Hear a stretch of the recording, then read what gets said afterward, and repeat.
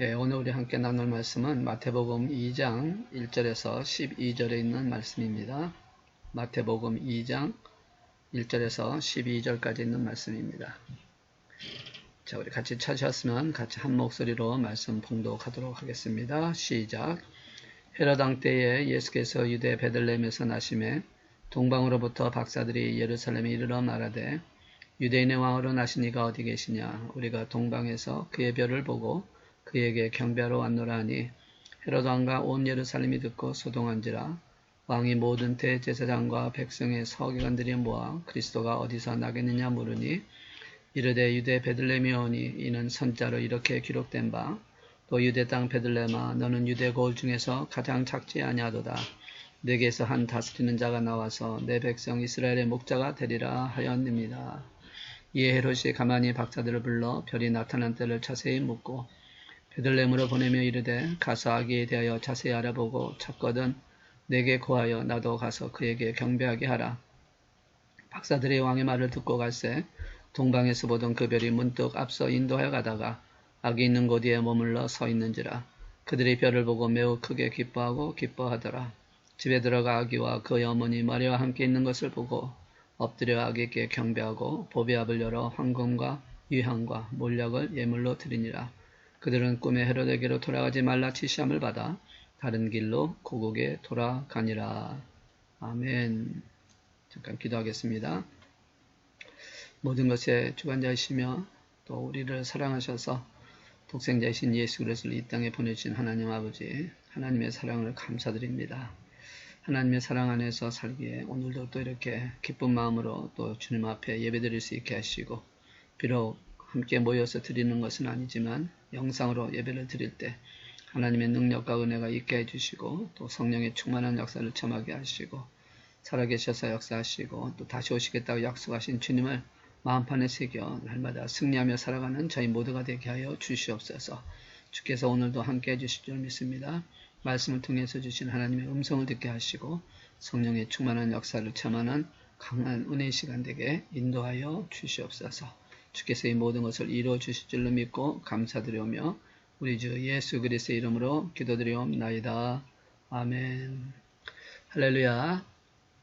하나님께 사랑하시는 여러분 한 분 한 분을 주의 이름으로 축복하며 우리 한번 같이 인사하겠습니다. 메리 크리스마스. 예, 주님께서 태어나신 날을 기억하고 또 다시 오실 주님을 기다리는 마음으로 말씀을 나누려고 합니다. 크리스마스 하면 떠오르는 게 여러 가지 있죠. 크리스마스 트리 참 아름답게 장식한 사람들이 많습니다. 또 카드가 있습니다. 사랑하는 사람들에게 또 안부 전하면서 보내는 카드가 있고 또 크리스마스에 또 꿈이다라고 하면 하얀 눈이 내려서 천재를 덮어서 깨끗하게 해주는 그런 모습을 볼 수 있겠죠. 그러나 그러한 모든 것보다도 가장 중요하게 빼놓을 수 없는 것은 선물이라고 생각을 합니다. 크리스마스에는 사랑하는 사람들 그리고 고마운 사람들과 선물을 주고받는 즐거움이 있습니다.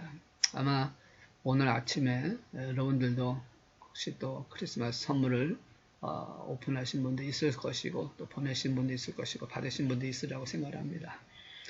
크리스마스라고 하는 계절을 맞이할 때 생각나는 아름다운 이야기가 있습니다.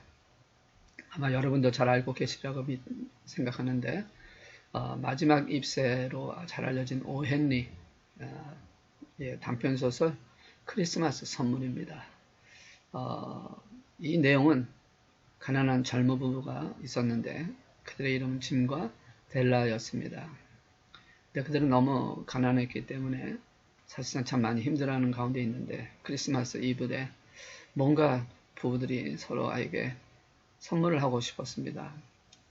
그런데 참 선물해 줄 만한 그런 돈이 없었기 때문에 참 마음이 안타까우다가 부부가 서로 이렇게 다르게 생각을 합니다. 델라는 자기의 남편이 할아버지부터 물려준 그 포켓 시계가 있는데 그 줄이 없어서 항상 주머니 안에 엮고 다니는 모습을 통해서 참 마음이 안타까워서 시계줄을 사줘야 되겠다라는 생각을 하고 자기의 긴 머리를 잘라서 시계줄을 사게 됩니다. 또 짐은 자기 사랑하는 아내의 그 아름다운 금발 긴 머리를 보면서 참 빗을 하나 사주면 참 좋겠다라는 생각을 합니다. 그래서 빚을 사기 위해서 그 시계를 팔아서 빚을 삽니다. 그리고 그날 저녁 때 서로 만나서 크리스마스 이후 때 만나서 선물을 주고받습니다. 그런데 그 선물은 서로 소용이 없는 선물이 되어지기 말았습니다.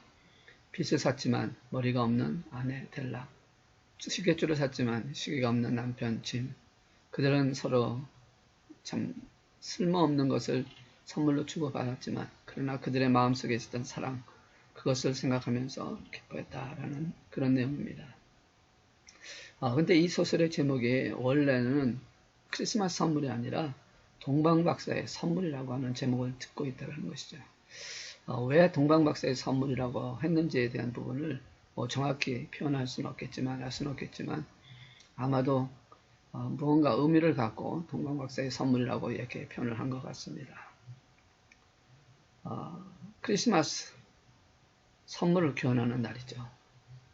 그런데 이 선물로 교환하는 것으로 끝난다고 한다면 우리는 잘못되어졌다는 것이죠. 제가 지금 이 크리스마스를 선물로 교환한다고 하는 것은 진정한 의미에서 하나님이 주신 선물, 그리고 하나님께 드려지는 우리의 선물을 교환하는 날이다라는 그런 의미로 크리스마스는 선물하는 날이다라고 그렇게 표현을 하고 싶다라는 것이죠. 그래서 오늘 말씀을 통해서 크리스마스 선물에 대하여 한번 말씀을 나누려고 합니다. 그래서 이 말씀을 통해서 아무쪼록 하나님과 선물을 교환하는 기쁨을 풍성히 경험하는 성탄절이 되었으면 하는 마음으로 말씀을 증거하려고 합니다. 본문은 이번 지난 주일 성탄주일에 나눴던 아기 예수를 만나러 온 이스라엘에 찾아왔던 동방박사들의 이야기입니다. 동방박사에 대한 정보는 많지 않지만 사실 몇 명이 갔는지 또 정확하게 어디에서 온 사람들인지 자세하게 설명을 할 수 없습니다. 그냥 추측만 그렇게 할 수 있을 뿐입니다. 그래서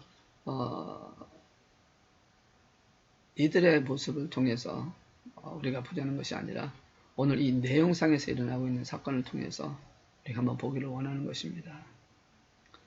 그러니까 이들이 왜 동방에서 멀리 이스라엘까지 찾아온 것일까?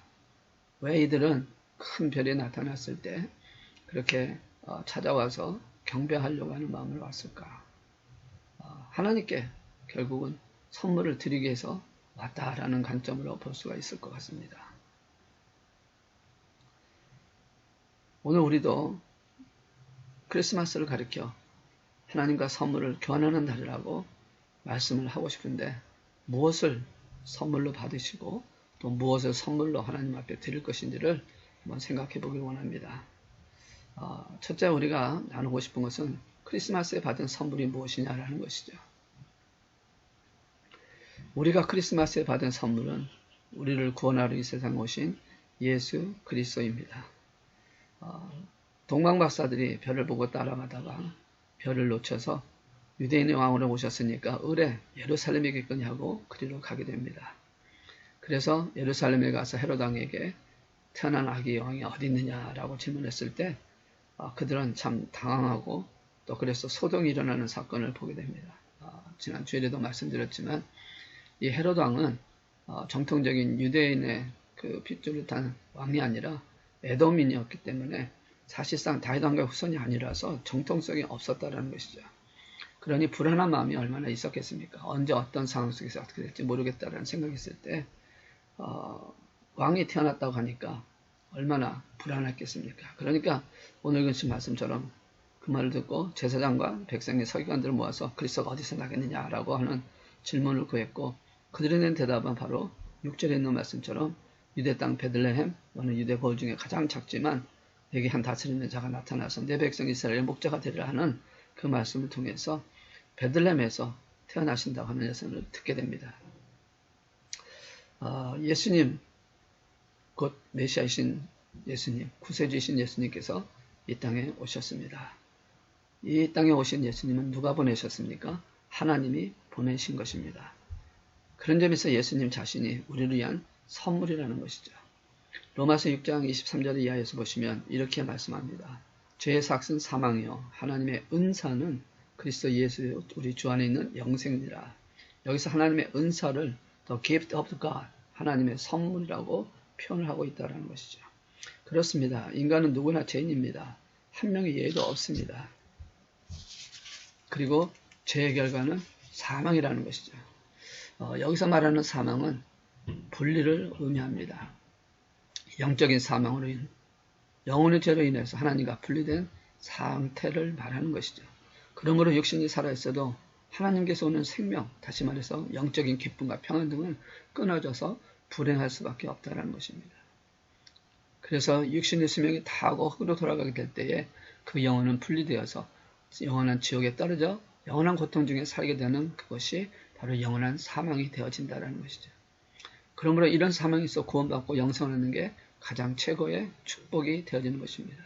바로 예수님이 이 세상에 오신 목적이 바로 영생의 축복을 주시기 위한 것입니다. 그렇기 때문에 예수님 자신이 바로 인생의 최고의 선물이 되어진다는 것이죠.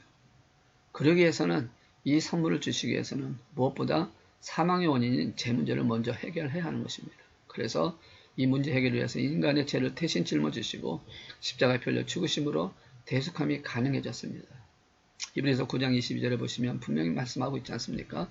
피 흘림이 없이는 사함이 없다. 죄사함이 없다.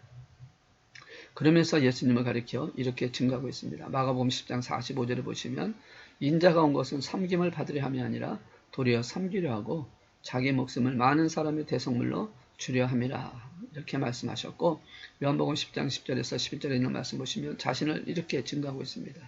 도둑이 오는 것은 도둑질하고 죽이고 멸망시키려는 것뿐이요 내가 온 것은 양으로 생명을 얻게 하고 더 풍성히 얻게 하려 합니다. 나는 선한 목자라 선한 목자는 양들을 위하여 목숨을 버리거니와.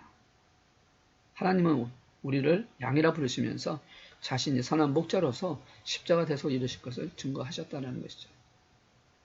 바로 이 십자가의 대속을 이루신 이것이 바로 선물이고 영생이라고 말씀하는 것입니다. 예수님 자신이 선물이고 예수님 주신 영생도 선물이다.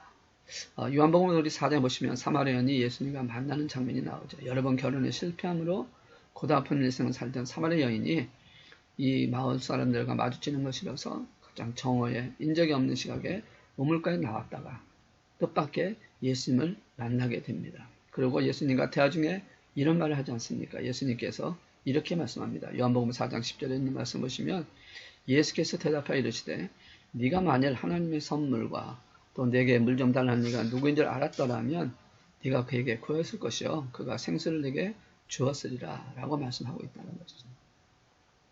예수님 자신이 선물이고 영생을 생수로 비유하며 설명하신다는 것이죠. 다시 말해서 영생도 선물이라는 것을 말씀합니다. 그 영생이 얼마나 좋은 것인지 설명합니다. 요한복음 4장 13절에서 14절에 있는 말씀 보시면 예수께서 대답해 이르시되 이 물을 마시는 자마다 다시 목마르니와 내가 주는 물을 마시는 자는 영원히 목마르지 아니하리니 내가 주는 물은 그 속에서 영생하도록 솟아나는 샘물이 되리라. 여러분, 세상이 주는 것은 육신적인 즐거움뿐이라 불과합니다. 환경이나 조건에 좌우될 뿐입니다. 그래서 잠시라는 것이죠. 마치 물을 마셔도 잠시 후 다시 목마르게 된 것 같은 것이죠.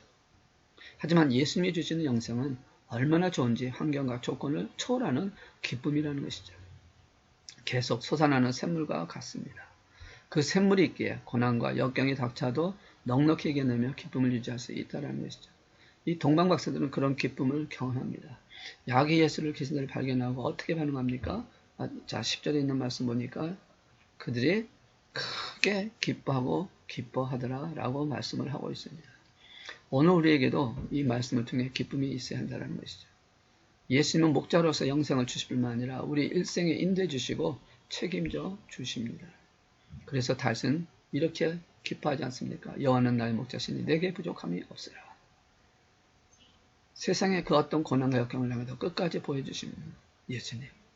그 예수님이 바로 오늘 우리에게 주신 선물이라고 말씀하는 것입니다.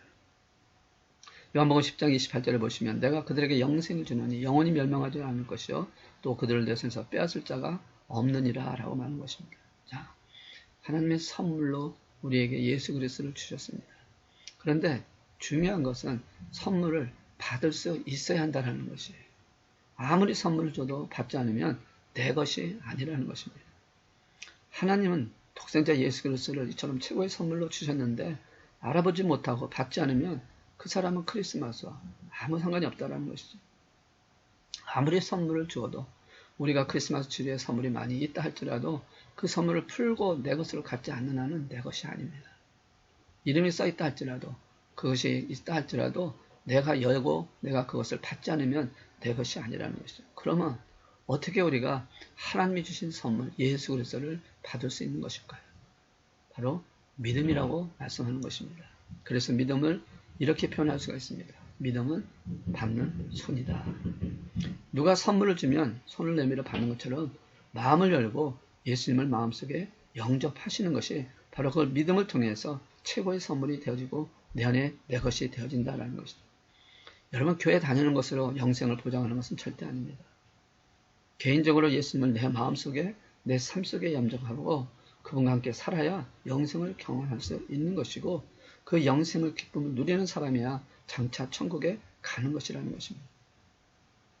영생은 예수님을 영접하는 순간부터 시작돼서 천국까지 이어지는 것이기 때문에 혹 교회를 다니면서도 아직 예수님을 영접하지 않은 분 여기에는 없겠지만 혹 높아심으로 혹시라도 만에 하나라도 그런 마음을 갖지 못한 채 교회만 다니고 있다면 남에게 보여주기 위해서 다니고 있다면 우리는 주님을 영접해야 되고 주님을 받아들일 수 있도록 그 믿음으로 예수님을 영접해야 한다는 것이죠. 그래야 생애 최고의 선물인 예수 그리스도를 내 것으로 볼 수가 있고 그 예수님을 통해서 풍성한 선물을 누리는 그리고 기쁨을 누릴 수 있는 저 여러분이 되어줄 수 있다는 것이죠.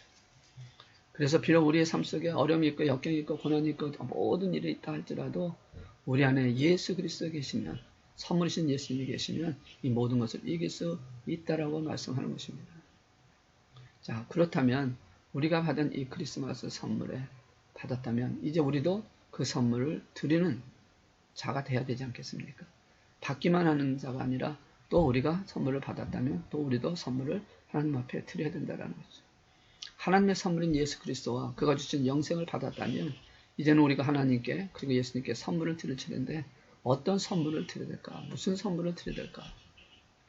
자, 2절에 있는 말씀 보시면 동방박사들이 분명히 그들이 예수님을 찾아온 유대인의 왕으로 찾아온 자를 찾아온 이유를 말씀합니다. 지난 주일에도 잠깐 말씀드렸지만 분명한 목적을 말합니다. 우리가 동방에서 그의 별을 보고 그에게 경배하러 왔다.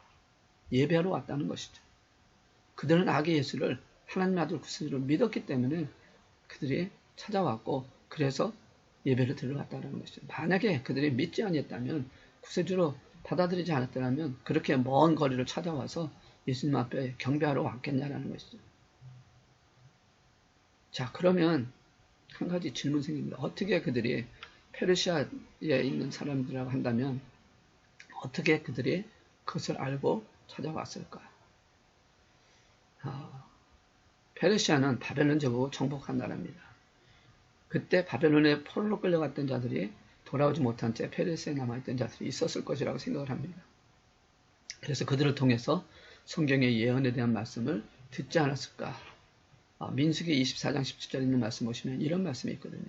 한 별이 야곱에게서 나오며 한 규가 이스라엘에게서 일어나서 그래서 야곱의 별 바로 예수 그리스도를 말하고 규는 그 왕의 지번 같은 것을 말하니까 이스라엘의 왕으로 메시아가 오신다는 그런 예언이겠죠. 그러니까 이런 말씀을 기억하고 있던 이 동방 박사들이 하늘을 바라보고 하늘의 별들을 찾아오는 유난히 찬란한 별을 발견하고 마음속에 확신한 것이죠. 왜 그들이 찾아 나섰을까? 엄밀하게 따진다면 사실 그들이 다스리는 그 나라의 왕이 아니지 않습니까? 그러므로 그들에게 가서 구태여 그렇게 할 필요도 없음에도 불구하고 그들이 갔다라는 것은 그 먼 길 왔다라는 것은 결코 웬만한 그거 아니면 그럴 수 없다라는 것을 우리가 보아야 되고 알아야 된다라는 것이죠. 더군다나 찾았다 할지라도 반년 이상의 시간이 걸려서 돌아가야 되는 상황이고 또 그 잠깐의 시간, 지난 주에도 말씀드렸지만 잠깐의 그 시간을 위해서 그 먼 시간을 소비한다는 것은 그것은 아무런 그냥 되어지는 사건이 아니라 무의미한 것이 아니라 정말 그 안에는 큰 의미가 있는데 바로 그것은 뭐냐면 하나님이 주신 그 별을 따라가면 특별한 왕을 만날 수 있는 기대가 있었을 것이고 또한 유대인의 왕만이 아니라 온 이스라엘, 온 세계 왕이라는 것에 대한 믿음을 갖고 있었기 때문에 그들을 하고 그 먼 길을 오게 하셨다라는 것이죠. 그리고 또한 그들이 그냥 온 것이 아니라 뭘 가져왔습니까? 11절에 있는 말씀 보시면 집에 들어가 아기와 그의 어머니 마리아 함께 있는 것을 보고 엎드려 아기에게 경배하고 보배압을 열어 황금과 유황과 몰약을 예물로 드립니다 라고 말씀하면서 세 가지 선물을 드립니다. 이것을 동방박사의 삼보라고 말하기도 하고요. 이 안에는 각각 중요한 의미를 담고 있다고 지난주에도 말씀드렸기 때문에 그때 더 이상 말씀드리지 않겠지만 이 말은 무슨 말입니까? 바로 예수님이 누구신가에 대한 확실한 증거고 그 표시를 통해서 그 예물을 드림으로 말미암아 바로 하나님 앞에 사랑을 드린다, 예배를 드린다, 경배를 드린다라는 표현을 통해서 우리가 하나님 앞에 선물을 드리는 것이다. 그래서 우리가 하나님께 드리는 선물의 첫 번째는 바로 예배자라는 것을 말씀합니다. 예수님을 구원자로 믿고 예수님을 나의 왕으로 믿고 왕 중의 왕이신 주의 주 되시는 예수 그리스도를 우리 하나님 앞에 예배드리는 것은 바로 우리가 하나님 앞에 드리는 선물이라고 말씀합니다. King of King, Lord of Lord, 바로 이 왕이고 주 되신 그 주님을 향해서 우리가 예배드리는 것은 당연히 하나님이 내게 주신 그 구원자이신 예수님에 대한 선물로 주신 예수 그리스도 메시아 구원자이신 영생을 주신 하나님 앞에 드리는 우리의 선물이 되어야 한다라고 말씀하는 것입니다. 또한 우리가 하나님께 드려야 할 것은 무엇일까요? 바로 사랑입니다. 여러분, 사랑은 주는 것입니다. 사랑은 주는 것이고 그 사랑을 또한 사랑을 요구하고 있다는 것이죠. 강제적인 것이나 타산적인 것이 아니라 하나님 주신 사랑에 감복해서 그 하나님의 사랑을 아낌없이 주신 그 예수 그리스도의 그 사랑하면서 십자가에 죽으신 그 예수님을 통해서 우리에게 보여주신 그 사랑을 바로 우리가 드려지는 것이 바로 하나님께 드리는 선물이다 라고 말씀하고 있다는 것이죠. 바울은 고린도후서 5장 14절에 이렇게 말씀을 하고 있습니다.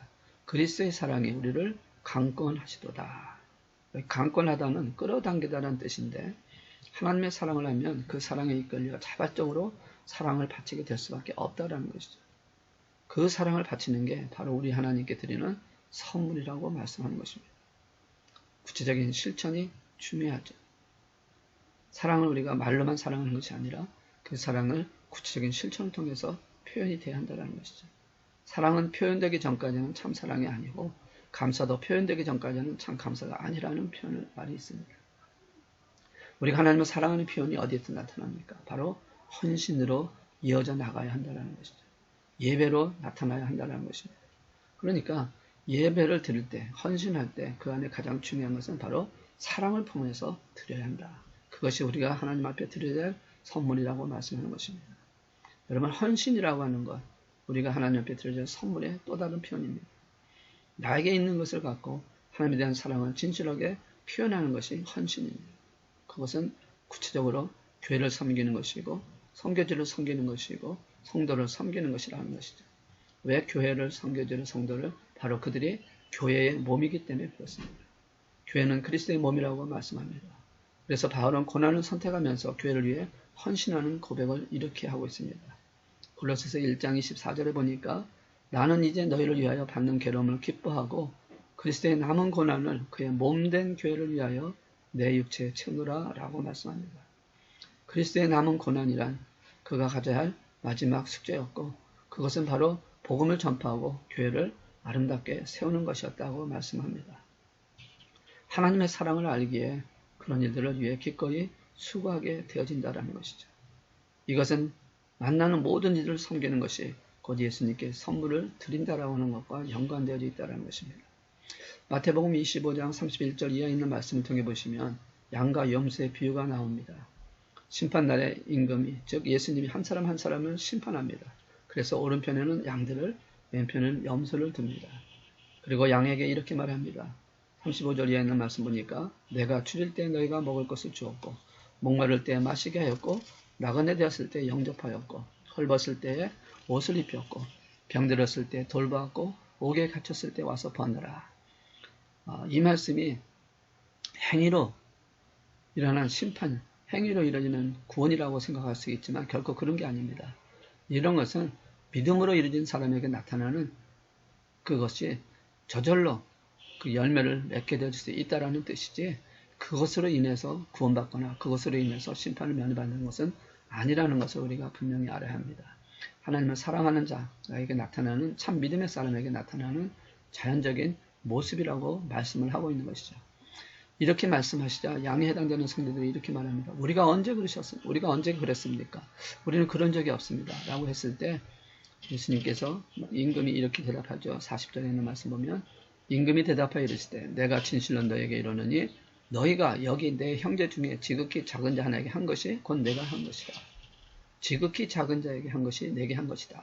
다시 말해서 헌신은 그리스도의 몸을 세우기 위하여 나누며 드리는 것입니다. 교회에서, 성도에서, 가정에서, 만나는 자에게서 우리가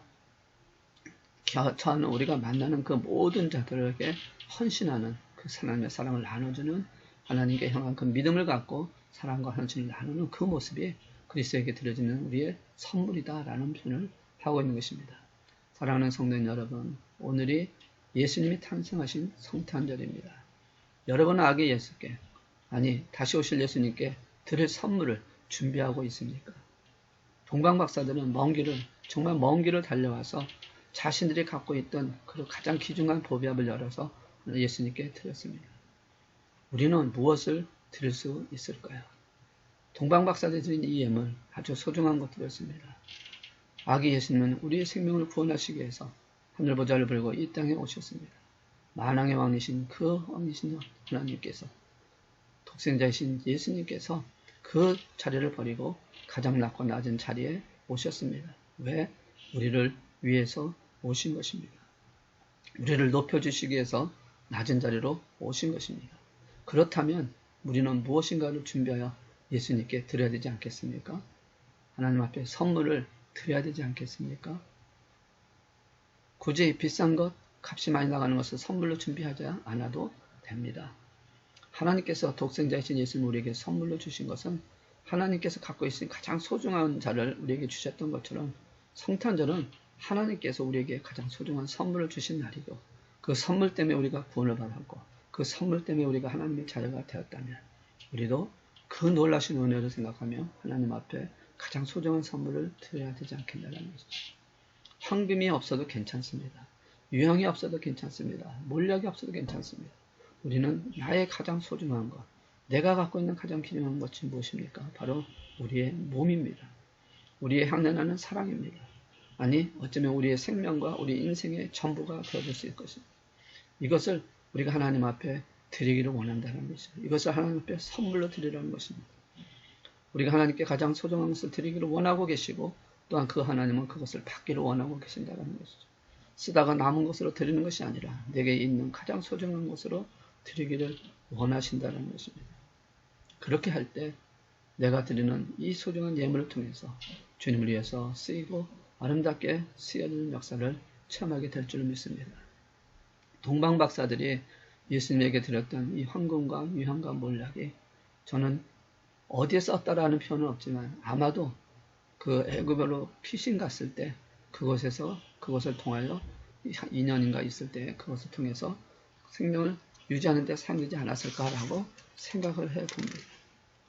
어찌됐든 간에 우리가 소중한 것을 드리면 그게 우리 주님과 하나님 나라의 생명의 역사를 일으키는 능력이 될 수 있다라는 것이죠. 사랑하는 성도님 여러분, 우리는 또 한 번의 성탄절을 맞았습니다. 여러분 인생에서 주님을 만나고 난 후에 지금까지 매년 성탄절을 맞이했습니다. 또 앞으로 우리는 내년에 또 성탄절을 맞게 될 것입니다.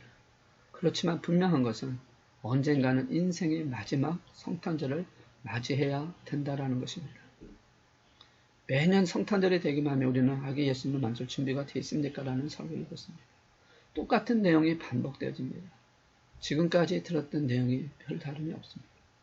하나님이 세상을 사랑하셔서 우리를 구원하시기 위해서 자신의 독생자 예수님이 이 땅에 보내셨는데, 그 예수님은 이 땅에서 만나야 된다는 것을, 우리가 영접해야 된다는 것을, 아기 예수님을 마저 준비를 해야 된다는 것을 하는 그 설교를 수없이 들어왔습니다. 그런데 혹시라도 그 예수님이, 성탄절의 주인이신 예수님을 만나지 못하고 다른 선물, 다른 어떤 그 세상적인 것, 이런 것만 갖고 달려가고 있다면 우리는 한번 자신을 돌아봐야 한다는 것입니다. 우리 인생의 마지막 성탄절에 주님을 만날 수 없다면 그 사람처럼 얼마나 슬퍼하고 얼마나 불행한 사람이겠습니까? 바깥에 어두운 데로 쫓겨나 슬피 울며 이르가는 애통의 순간이 결국은 찾아오게 되어질 것이라는 것을 우리는 알아야 합니다. 크리스마스는 선물을 교환하는 날입니다.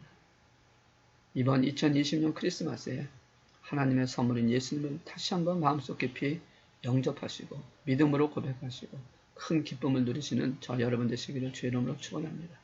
그래서 주님께 예배함으로 또 교회와 이웃을 친천해서 섬김으로 또한 주님께 선물을 드리는 기쁨을 나누면서 누리시면서 하나님의 영광 안에 세워지는 저 여러분 되시기를 주의 이름으로 축원합니다.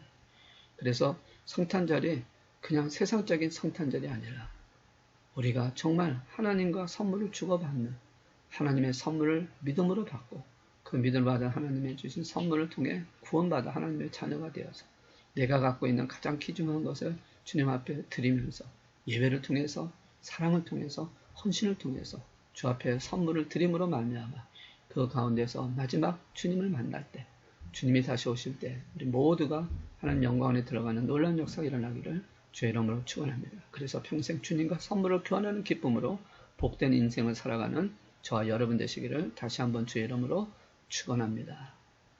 기도하겠습니다.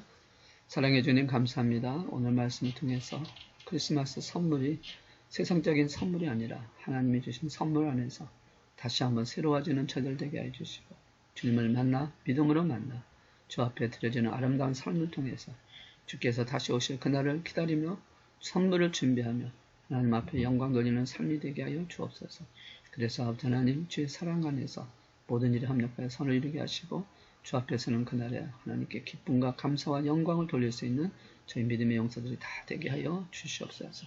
오늘도 주님이 우리에게 귀한 성탄절을 주셔서 주님을 만날 수 있게 해주신 것 감사드리며 주의 영광을 나타내며 주의 뜻대로 세워지기를 다시 한번 결단하오니 주여 늘 성령의 충만함과 능력으로 인도하여 주시옵소서. 주께서 이 모든 것을 이루어 주시는 줄로 믿고 감사드리며 우리 주 예수 그리스도의 이름으로 기도드리옵나이다. 아멘. 이절이 자유롭게 기도하시겠습니다.